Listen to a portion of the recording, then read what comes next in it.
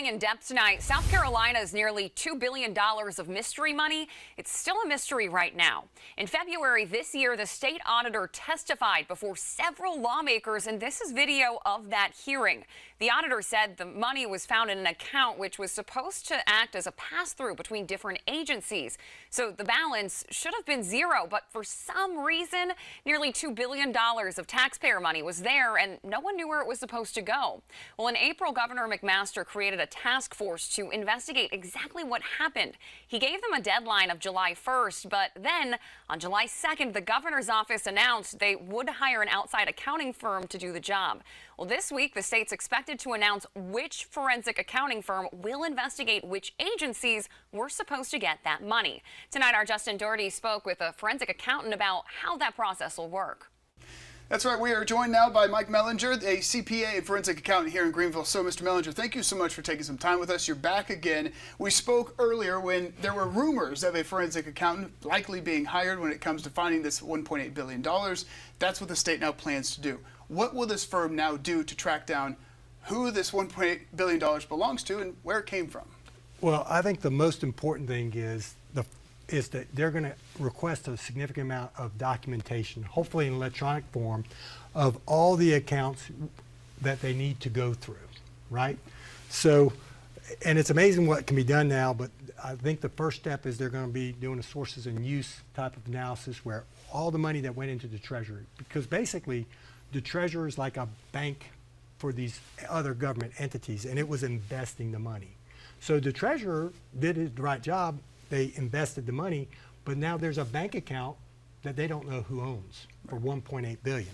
And normally, your customer would come to you and say, hey, I have an account of $1.8 billion. Right. I need my money, right? So that hasn't happened.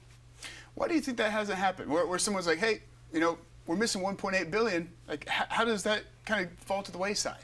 Well, that's why everyone's freaked out, just to be honest, because that $1.8 billion, instead of being in the Treasury, could be in a foreign country and someone could be living off of it, right? Because it's $1.8 billion that's unaccounted for in some agency. Okay. So what is your confidence this firm will be able to track it down? Because it seems like this is just a long process. There's a lot of finger pointing. Then the state went ahead and put that team together, and then ultimately they're like, we're going to need an outside firm.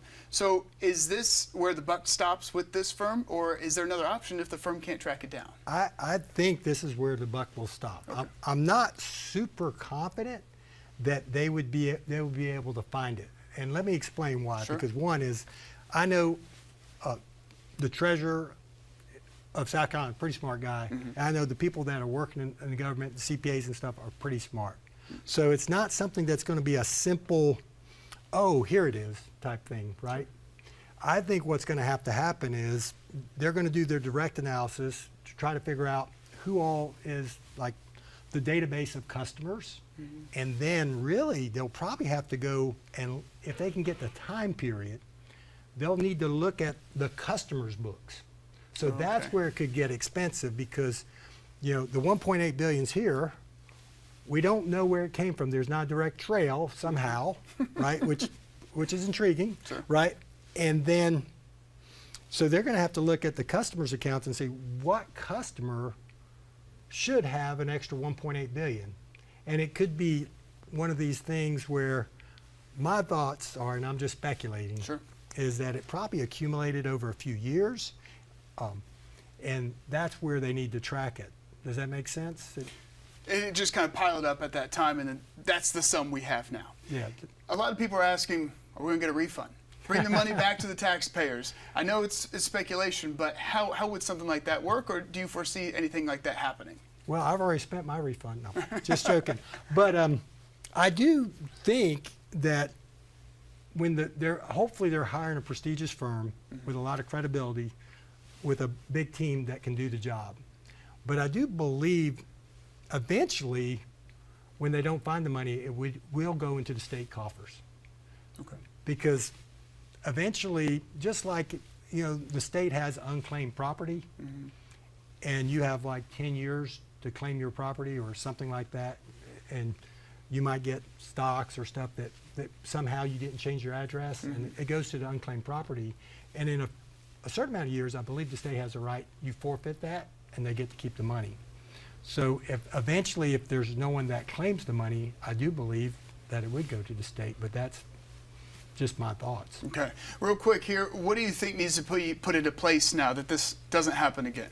Well, they A lot? definitely, well, I think it, like they said, the accounting controls for the state need to be really looked at, and probably need to be tested on a regular basis. Sometimes your outside auditor will test internal controls, but they really need to systematically be testing that.